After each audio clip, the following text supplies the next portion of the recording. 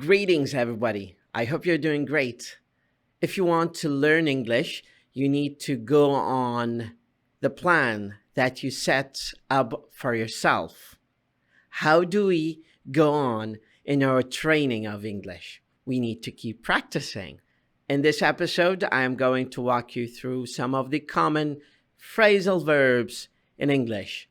Phrasal verbs are common short phrases that use a compound word that has a word like a verb plus a preposition or some additional grammatical aspects that you don't need to learn about. Today we are going to talk about phrasal verbs. What are phrasal verbs? Phrasal verbs are an idiomatic phrase consisting of a verb and another element, typically either an adverb, as in a break, down, and or a preposition. For example, see to, or a combination of both, such as look down on.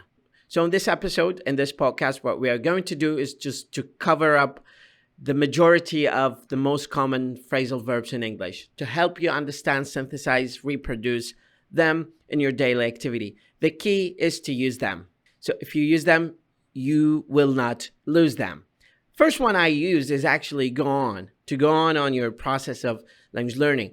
And the way I use it is because I want you to understand how to incorporate it in your daily conversations and in your daily use of this verb, especially when you want to carry out a certain task that is assigned to you by your professor.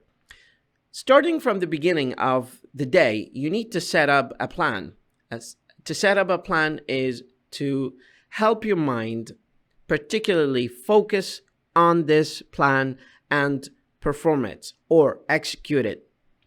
For example, you need to pick up a book from your bookstore or your favorite bookstore or your online bookstore or your library that you have at home or at your disposal, or grab it from one of your friends and then try to read it and go through the basic elements of this book and see the kind of plans that this book is telling you about.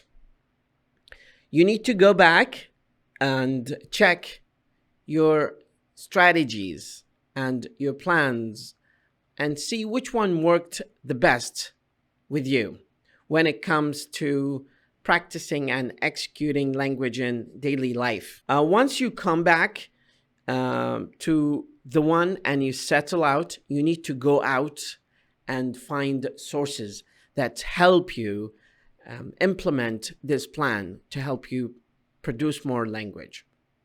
I think the best way is to think about how am I going to produce more language.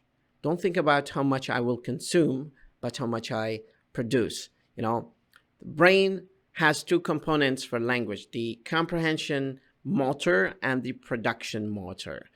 A problem is with the production motor, not the comprehension one specifically. Once you find out the best strategy or the best plan that you have for yourself, you need to point out to that plan and say, this is what I am going to do this month. I'm going to focus for 30 days on implementing this plan to help you synthesize, reproduce more language. For example, going out with my friends, practicing public speaking, listening to some interactive videos on YouTube and then reproduce them. That is going to absolutely help you better your understanding of phrasal verbs, for example, or any other aspect of grammar. But first, you have to make up your mind. It means to decide.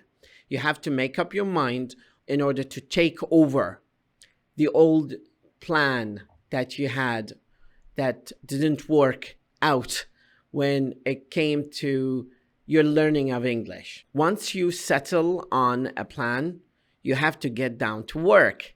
It means you have to start working on implementing this plan and making sure that it fits all your needs and necessities in language learning.